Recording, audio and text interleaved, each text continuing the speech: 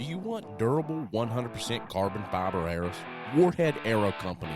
Warhead Arrow Company is 100% carbon fiber constructed hunting arrows with bone-shattering penetration. Durable, tough, yet reliable when it comes to the moment of truth.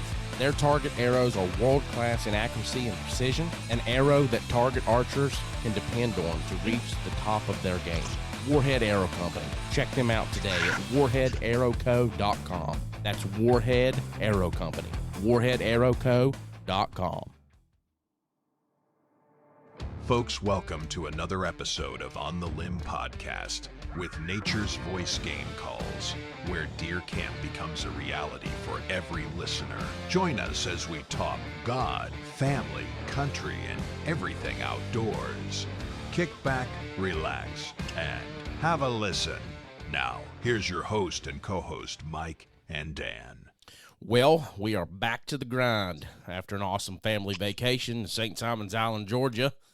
Got Dan on here with me coming in from Missouri. Dan, how you doing? Doing well, Mike. Doing well. Glad to be back. Glad you guys had an awesome trip down there with the family. Yes, we sure did, man. I got to fish a little bit, caught some fish that I've never caught before. They were small, but they were still, fish that I'd never had on the line, so that was a good thing. Yeah. So this evening, we're going to be talking with a good friend of ours. We're going to be talking saltwater fishing. So Carl Evans is with Flatwater Outfitters out of Brunswick, Georgia. And we're going to be talking with him, getting a southern update on how the saltwater fishing is down there. So we still got plenty of time in the summer.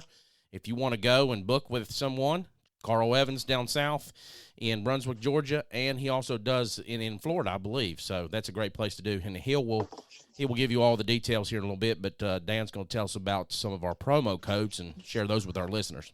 Yeah, absolutely. So don't forget our newest partner was with AquaCase. You can visit them at aquacase.net and use promo code podcast15 at checkout for 15% off your entire order.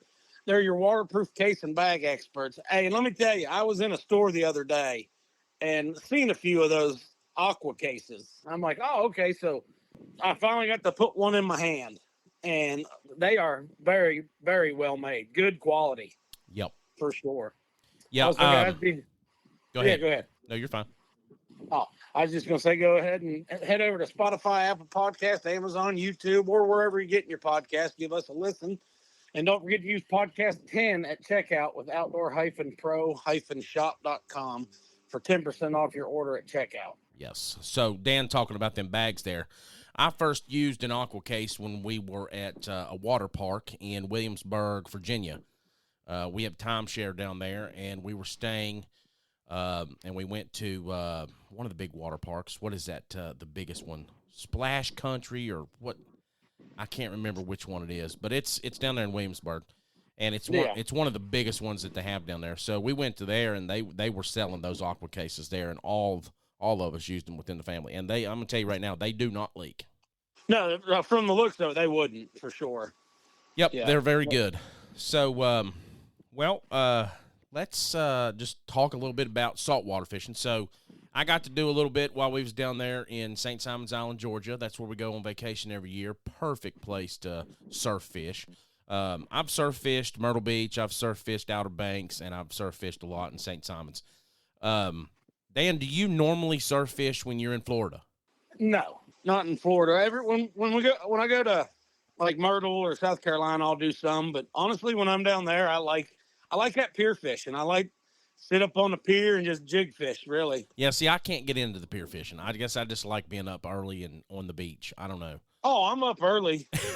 Well, I don't mean it that way. I mean, like, just being up early on the beach, like, right there in the water or right there on the bank of the inlet. Right. Yeah, I enjoy that too.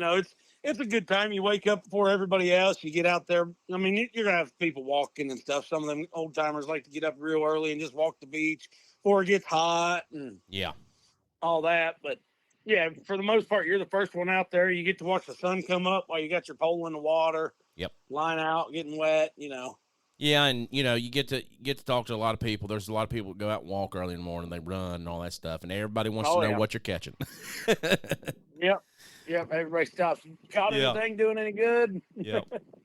So kingfish, southern kingfish was one of the new ones that I caught this year, and sand trout was another one. And that was totally different than the trout we caught at Myrtle Beach with the guys down there at Coastal Marsh. Coastal Marsh. So yeah, it was totally different trout. I'd never. It actually had like a bass mouth to it. You know, it looked like the shape of a bass, and I was like, this has got to be some kind of sea bass. But ended up downloading an app to try to, you know, do the identification of all these fish, because you never know. That's what I love about surf fishing. You just never know what you're gonna pull in sometimes. Right. Yeah, for sure. So yeah, it's a crapshoot unless you're, you know, targeting stuff. yeah, You kind of have a little better idea, but still at that point, you know, you're still not guaranteed that that's the only thing you're going to catch. Oh yeah. Well, like we're here in a minute, we're going to be talking to Carl from down there in Brunswick, Georgia. And you know, like when you're on a charter, you're on a target, right? They know where these fish are. They're going to put you in somewhere where the trout's running, or they got blues running, or maybe they've got red drum, or you know, some snapper or something. They know where these fish are and where they're, you know, where they're running or when they're running. So that's a good thing about on a charter. It's almost like you're kind of guaranteed when you go out there and you're fishing on surf. You're not guaranteed anything, really. I mean, who knows whether you're going to catch anything. But, right, yeah, absolutely. One of the things that I always have been told about surf fishing is you want to always try to get out past the last wave break.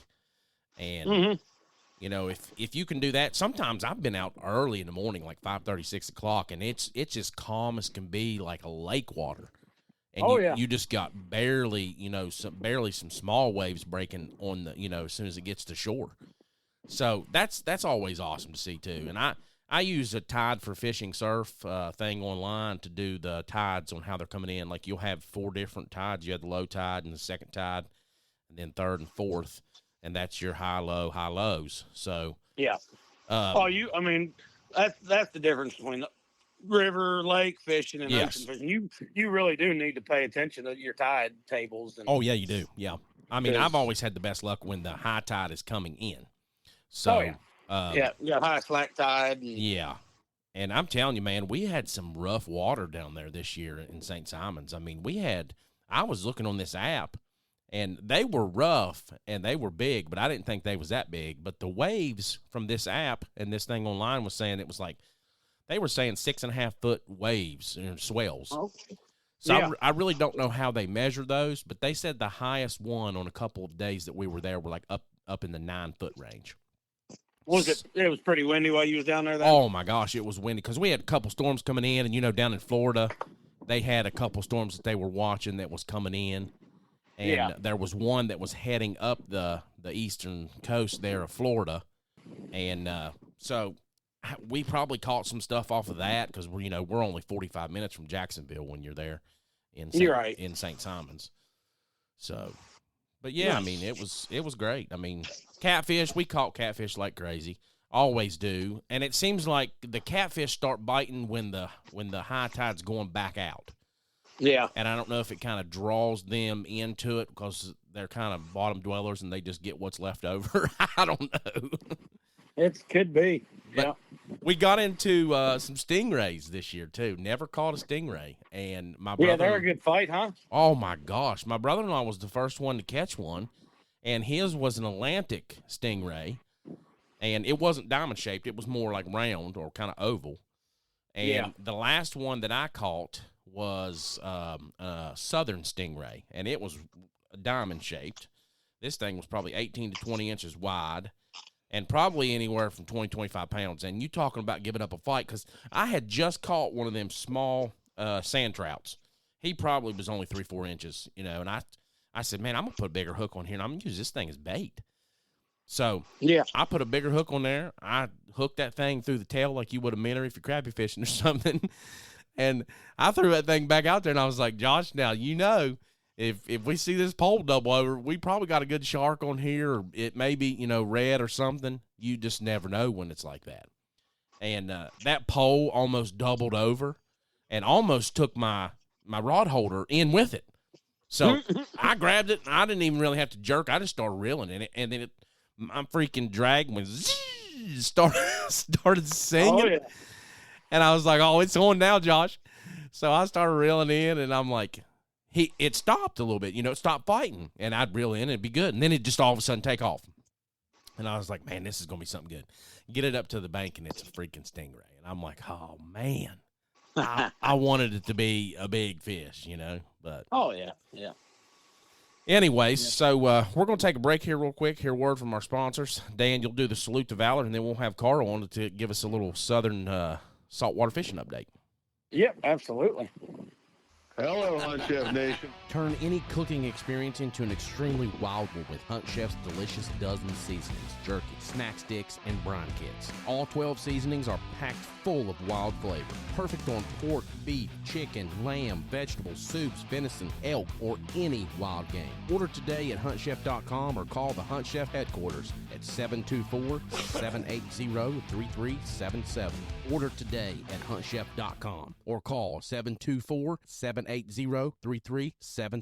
And remember, eat what you kill. All right, guys, we're back. We're talking saltwater fishing this evening.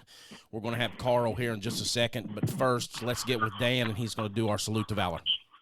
Yeah, sure, absolutely. So tonight our salute to Valor is going out to Artie Armstrong, United States Army. He was with the 1st Cavalry Division, Air Mobile, Company A, 2nd Battalion. He served from 1948 to 1969. His service theaters were Quang Tri Province and Dong Ho, Vietnam. He was awarded a Purple Heart and an Overseas Bar, as well as an Army Combat Infantry badge. He was wounded in action in June of 1968 in the vicinity of Dong Ho. So we want to thank you, Artie, for your service. We appreciate it. Yes, thank you, Artie, for your service. God bless you, sir. All right, so without further ado, Carl, how you doing, sir? I'm doing great. How are y'all doing, guys? Man, we're doing awesome. Doing good, man. Man, I love that salute to Valor that y'all have. I know when we spoke the last time, y'all did that as well, and that's special to me. I had the opportunity in a former life to get to work with a lot of those guys, and they don't get as much recognition as they should. So thank y'all so much for doing that. Yes. They don't. And the thing about it is, like, we're all the time asking for people to send out some information so we can salute more people. It's getting hard to get people to salute. Nobody wants to take the recognition for it. And I can understand it to a point. I get it. We're from a military perspective. I get that. Yep. But I think it needs to be done. I think we need to recognize everybody. Well, 100%. And so many of those guys and gals that have served, they don't look at it as a point of recognition. It's just a service, and they were doing their job. But I just think that makes it more incumbent upon us that we recognize them. And it's super special that y'all do that. We met there several years back, and we've done a charter with you guys, and we had a great fishing trip there with you all. We were slamming the trout, and tell us a little bit about what you guys got going on this year. How is the season going for you? And just give us kind of a rundown. Yeah, certainly. So we'll start with the trout fishing. That's probably our most prolific in numbers species we can target throughout the year, and it's really a year-round fishery for us. It shifts in locations and areas where we target them, but generally for the whole year we can target those fish and be very successful. This spring was my best numbers for a spring that I've had in 20 years of fishing, not only for numbers of fish but also sizes. Oh, nice. Some years back, I don't recall how many years, but we shifted from a 13-inch limit to a 14-inch bottom size limit on trout, and we're starting to see the dividends from that for sure. So many more 20-plus inch fish this year. Okay, good. Just exponentially more numbers on those larger fish, which means our fishery's getting even more healthy. Those big fish that are producing, I don't remember what the exact numbers are, but it's something ridiculous. Like a 16-inch fish can produce 250,000 eggs, whereas a fish gets to 20 inches, they can produce up to a million plus eggs. Wow. Won't quote me exactly on those numbers, but that's a pretty large difference in the the ability to reproduce for our population. So we've really focused on when we get those fish over 18 inches that we try to release them. So we're seeing that pay off, which is really nice to see. That's good. Yeah. So, Not to interrupt real quick. Mike, are you sure you hit record on Facebook? Yeah. It's not on there. Okay. I have looked and looked and looked. Let me check it real quick. Go ahead and continue talking there. Yeah, no problem. Didn't mean to interrupt, but no, like you're saying. So, like, you got like a great area for fishing. It's like you said, it's kind of a year-round thing. It doesn't get too cold, right. so you get to go out constantly, and that's awesome. I'd love it. Yeah, it's our area is really unique in that, you know, we've got a huge estuary system with rivers and creeks that go way back up in the marsh, and then also all the way out to the ocean's edge for the inshore species. And those fish kind of have a movement pattern, you know, depending on the season where they're at. When the wintertime and specifically the wintertime, they really gang up in big numbers in warmer water, deeper water areas. And then, of course, the fall, as they're getting ready to move to those areas, they're feeding up on a big shrimp run that comes in, you know, September and October. Those are our best inshore months. And that's when the fish, everything from the trout to the big bull redfish, even the late season tarpon, they're all really feeding up heavy right around that September and October range. And it can be gangbuster when it's going on there. And then as it moves into the winter months, you know, November and December, that's where you find, once you find the trout, they're in big numbers for the most part. So you can really, really dial in on big numbers. Nice. Now, you can take like the intercoastal there. You can take that all the way down into Florida, can't you, from where you're at? Yeah, actually, the intercoastal runs from, you know, the northernmost portion of the eastern seaboard. It runs all the way around Florida and all the way to Texas. The ICW will run, you know, the length of the line all the way around. But yeah, that ICW allows navigation from north to south and even around Florida back all the way around to Texas. Yeah. Wow. Well, yeah, I guess I should have known that. My one of Dad's friend's son, he bought a boat. They brought it from Louisiana across in through Okeechobee. Yep. They went that route and back over into Stewart, and then he took it from Stewart, Florida, all the way up to New Jersey. That's right. So I just brought a big boat back from a 39 regulator back from the Bahamas, and we overnighted in Titusville right there, and that's one of the main thoroughfares where you can come through, and then down through Stewart also you can come through Okeechobee, lock through, and you know, come back up. A lot of people make that route for sure. Yeah, he said that was a good time. Yeah, it's a long trip depending on what boat you're in, but if you got the time to do it, they call it the Great Loop. There's actually a route that, you know, takes you up through the Mississippi, the Great Lakes, back across. You can make a whole loop all the way around through there. Oh wow, that'd be fun. I mean, that'd be interesting to do one day. All right, so we're back live. Not sure what happened there, but it said weak signal, but I've got perfect signal on the box and on my laptop. So, anyways, All right. So y'all been talking about all kinds of stuff. So you were talking about that intercoastal waterway. I did not know that went that far. Yeah, it's they established that, you know, to make easy navigation around the coast. So, and good fishing for the most part all the way through that thing. We have a large portion of it comes right down through Georgia, and a lot of the fishing that we do is right on that intercoastal waterway. You deal with a little bit of traffic depending on what time of year with people bringing big boats up and down, but a lot of really good fishing along that intercoastal waterway. So both of the McKay and Little River right there on near the causeway, does both of those considered to be intercoastal waterway and they connect into somewhere? So I don't think the Little River does, and I'm not looking at a chart, but I know where the McKay River boat ramp is and that bridge, that is part of the intercoastal waterway. That's the main little run right there that goes by St. Simons. And then as you clear the McKay River Bridge, you'll come into St. Simons Sound, the intercoastal waterway there. It turns, goes in behind Jekyll, and, you know, will take you right on south all the way down. Okay. Wow, that's crazy. Yeah, we've never spent the 4th there on St. Simons, and you know, we always go. You introduced me to Frank there at City Market a long time ago, and ever since then, that's where I get our shrimp when we do our shrimp bowl.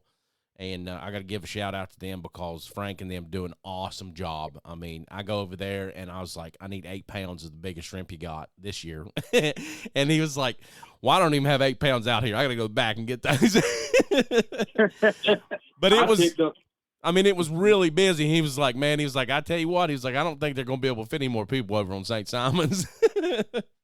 It stays busy over there. I mean, it's a great place to go see if you're not from around here and want to visit. I tend to stay away from it for the traffic and everything on the 4th. But yeah, talking about Frank down there, I actually picked up some shrimp the other day for a big cookout we were doing, and it was like, it's all big shrimp from 21, 25 count, so which means you're getting 21 to 25 shrimp per pound, which is a really big shrimp, but great for either grilling a big shrimp bowl or something like that. They do such a great job. It's all fresh caught. Almost all the time when you're getting shrimp there, they're coming right off the boat. He does such a great job down there. Yeah, and so they were out of the Zatarans, like the bags that you put in there, and that's all I've ever done in my shrimp bowls. And he recommended a bag, and I can't remember the name of it, but it was Florida something. You probably know what I'm talking about. I do. I've actually used that I do a lot of crawfish boils too when I can get them in there. I got where, I'll be honest with you, and this is a shameless plug, but I don't have any affiliation with them. But that Zatarans, I'll order the 1 pound or the 3 pound tubs of it just so you've got it at your disposal. What you don't use, you can. So it's So that's my go-to base when I'm doing a boil. Man, I tell you, I had never used a bag like that, but you just pour it all in there, and it gets everything seasoned really good. And I was like, man, Frank really hooked us up on that because we were stuck because I didn't want to do the Louisiana one because it's always too hot and it soaks up the corn and the kids won't eat it. That's right. So you can, I mean, if you like it hot, the Louisiana one's perfect. Yep. Yeah, and a lot of times what I'll do, especially on crawfish, because you can get away with a little more spice on them, I'll blend it in. Like I'll do 1 bag of the Louisiana and then the rest of Zatarans. And I'll be honest with you, the thing to do there is just what I've learned is, add in a box of salt, like a Morton salt, and that's where you get your flavor from. It'll really kind of almost brines them in before they start boiling, and that'll really make them soak up that flavor. Yeah, that's what Frank said. He was like, make sure you just add some salt with this bag, and you'll be good to go. That's right. Yeah, if somebody watches you, pour that salt in there. Like, oh, good Lord, I'm gonna have to check my medication right here. But no, it waters it down and works out just the way it's supposed to. Yeah. Yep, it does. Yeah, well, and that's funny that you say it because I had a guy one time. He told me doing smoked chicken. He's like, set it out, salt the crap out of it. He said, salt it until you think it's too salted, and then salt it a little bit more. Put it in the fridge overnight, and then cook it. Dry brine. Yeah. I'm telling you what, that was some of the best chicken I'd ever cooked, and that's pretty much how I do it now. Yeah, well, get off on a culinary tangent, but I mean, you salt that stuff. I'll do it with steaks. I do it with everything. I'll dry brine it, and what it does, it'll pull moisture out of it to start with, but then it'll reabsorb.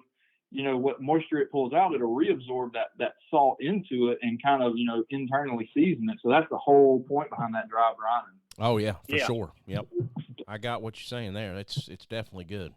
Well, but now, back on the fishing line, the spring, summer trout bite has been incredible. The summer bite's been good on them as well. We battle a little bit of heat in the middle of the day, but, as it shifted towards summer, the triple tail really moved in. We've had an excellent year on big triple tail as they've moved in on structure. A lot of fish in the 12 to 20 pound range.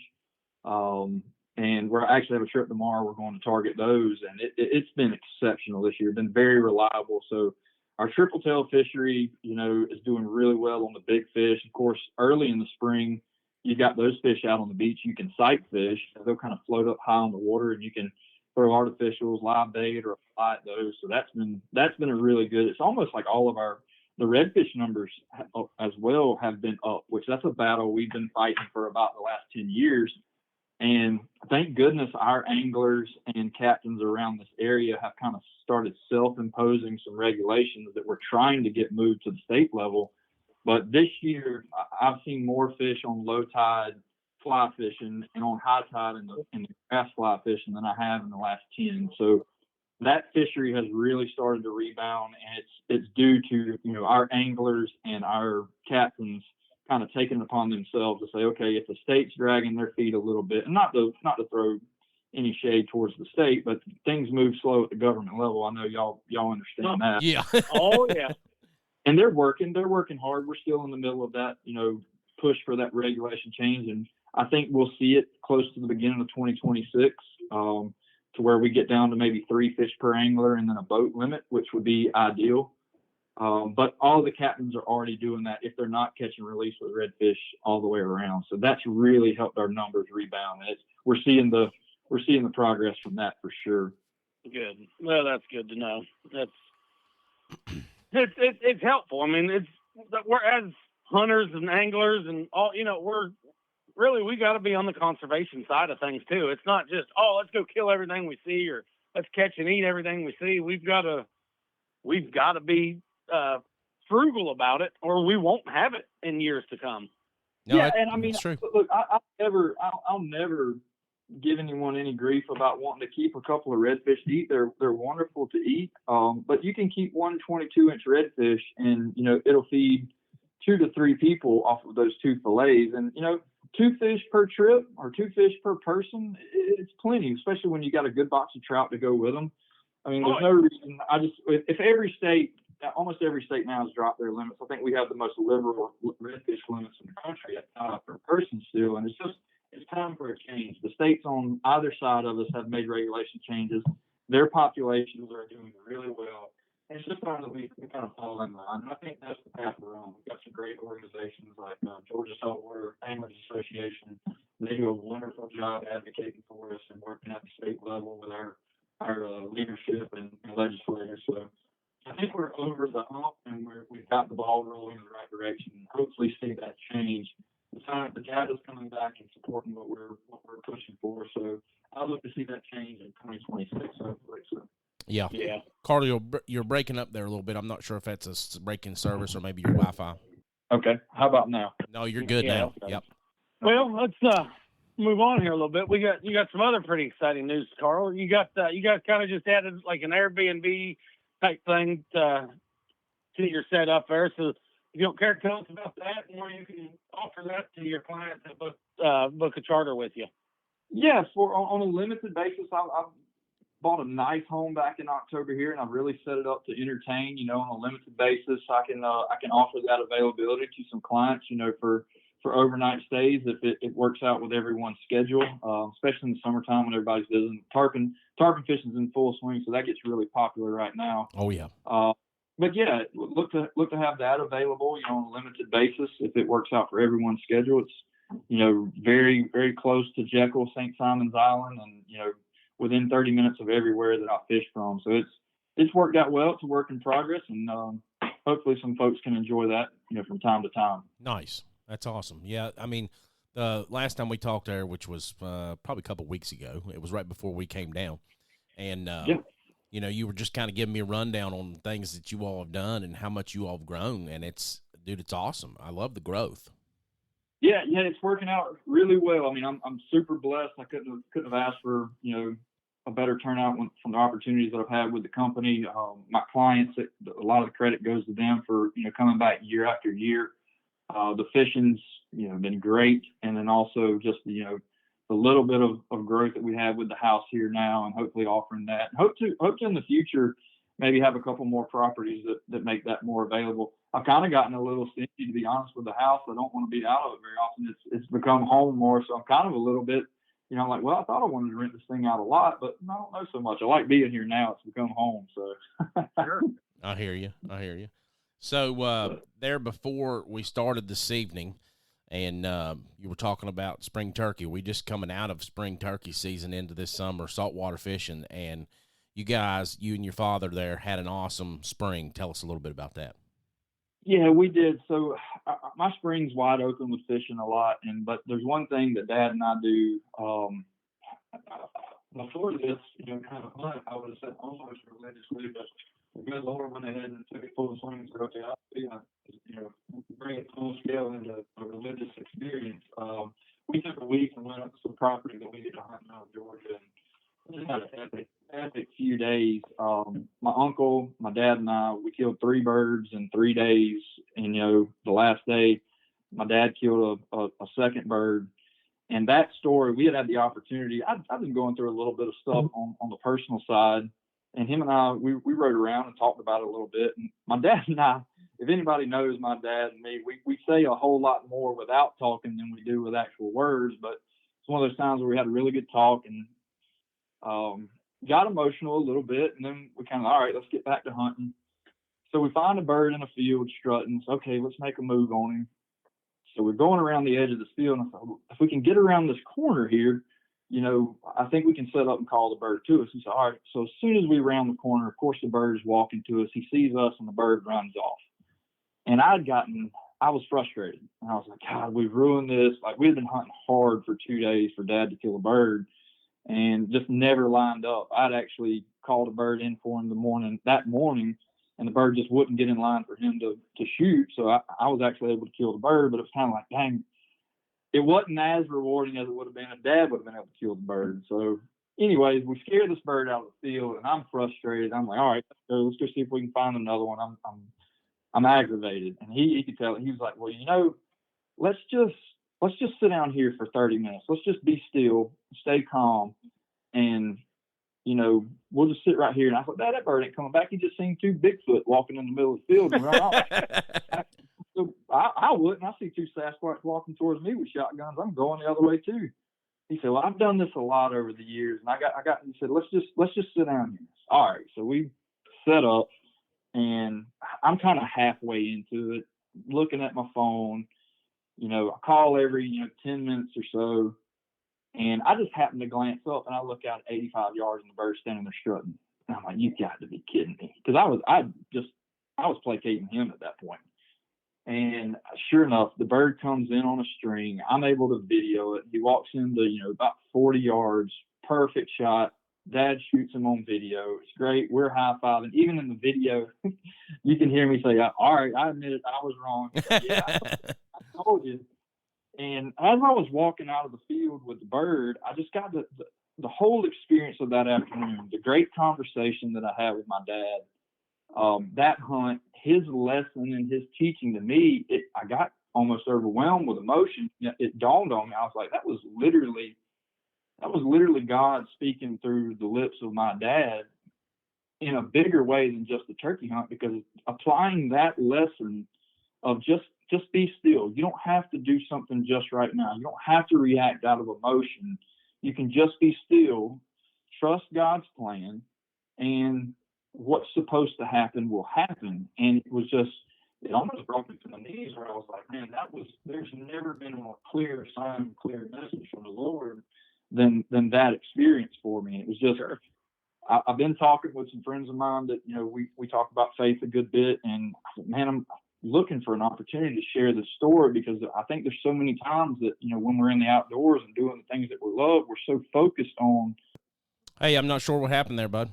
Got me back. Where did y'all lose me at? We lost you right there at the end, where you were talking about just the experience and how you wanted to get this out. Yeah. So let me get Dan back on real quick. Okay. I don't know. We're having some issues here today. I don't know if I guess it was on our end, but I got full bars on everything we've got here.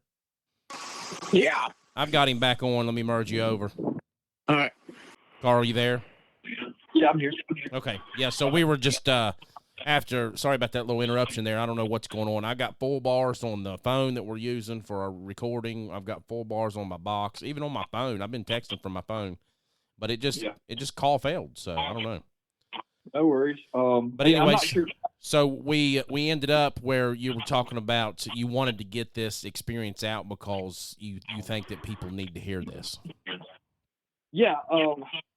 I hope you got the part of the story about the turkey hunt and things like that. But when we're out in the outdoors and we're enjoying those things that we do, I think we get so focused on that pursuit. Sometimes miss some messages and signs forward that He's trying his best to show us. We need to open our eyes a little bit and see it through a different lens, and we can apply some things we learn out there and from the people that we love and are around to our everyday lives and big problems that we want going on. So that was just a very humbling, eye-opening experience to see God speak through my dad about a turkey hunt, and it just be able to apply to the situation I had going on in my personal life. Yeah, you had some. You got some background noise coming in there. But and like you was talking about, he said, let's just sit here a little bit, and a lot of times we miss that opportunity. There's been times where it's like, in my mind, it's like, we should just sit back down, wait a little bit. And then it's like, no, I got to run and gun. I got to go after it. I got to go. I got to do it. When in reality, that's like you said, that's something bigger talking to you and telling you, hey, no, you just sit a little bit. I'm going to take care of you. Yeah. Yeah, there has not been a more clear message for me and a more productive practice than to have that message of just be still, just trust. And the truth is, if we're walking with the Lord in true faith, we're not driving this ship. He has a plan for us. It's already set out, and what's supposed to happen is going to happen. And I truly believe that, and I truly have taken that to heart over the last 6 months. And it's taken so much weight off of my shoulders on so many aspects of my life. Yeah. And I think if people can just, and that's what the Lord wants most from us, is to just trust more than anything, more than doing good deeds, more than, feeding babies in Africa or building houses. Of course, we want to do those things and walk in that Christian light. But what he wants most from us is to just trust his plan for us, and everything work out exactly the way that he wants to. Nothing makes him happier than, and I certainly won't speak for him, but I believe what makes him most happy is when we truly trust in his plan. No, that's exactly right. And Carl, we sure appreciate you coming on this evening and sharing that story. I'm going to end with this. It's perfectly fitting for what you're talking about. Psalms 46:10. Be still and know that I'm God. There it is. That's the verse. And That's that verse exactly points to trust. So That's it. you heard from heaven that day, brother, and he used your father to talk to you. That's awesome. It just literally off of his lips, literally through the tongue of my own dad. Our Father God spoke to me in a field in Midville, Georgia. So. Yep. Man, it's awesome. We sure appreciate your time this evening, Carl. Hey, thank y'all so much. I always look forward to talking to y'all. If y'all can make it back down this way, or if y'all ever want to chat again, you just let me know. Yep, we're going to try to definitely get down there. I'll get with you here soon, but we're looking at somewhere around the last part of October or somewhere. That sounds great. Just let me know. We can get you on the books for sure. All righty. Thank you, Sounds sir. good. Hey, thank y'all so much, guys. Yep, have a good evening. Bye-bye. All right, guys, sorry about the technical issues that we was having there. I have full bars on what I've got here in the studio, and I don't know what was going on. But anyways, we got him back on, and we got that story told. That was an awesome story. That just shows you how God can talk to you through other people if you're listening. And that's one of the things that we miss the most is we just got to be still, know that he's God, and listen. So thanks for listening. Thanks for watching our live. We sure appreciate it. All of our description will have everything that we was talking about in this episode. And, Dan, you can hit it there with your promos. Absolutely. Folks, remember to check out naturesvoicegamecalls.com. Use podcast 15 at checkout for 15% off your entire order. And we know you're going to be on the water this summer and this fall, so go check out woodbaitcountry.com and use promo code ONTHELIMB and get 10% off your order. Some great custom handmade balsa baits from Bassmaster Champion Cliff Pace. They are meticulous in detail, let me tell you. Oh, yeah, handmade. You can't get any better. Yeah. Right. All right, guys, be sure to check us out on Spotify, Apple Podcasts, Google Podcasts, Amazon Music, or wherever you get your podcast. Have a great evening. This episode of On the Limb with Nature's Voice Game Calls is brought to you by Trout Routes. Trout Routes is a premier fishing app that strives to empower trout anglers with information to help you go further and discover new waters, new places, and new faces. Check them out at troutroutes.com. Trout Routes is proud to be able to connect you to local resources and experts, such as fly shops, guides, local brands, and nonprofits. Be sure to check them out at troutroutes.com or the Apple App Store and Google Play Store to download the app today.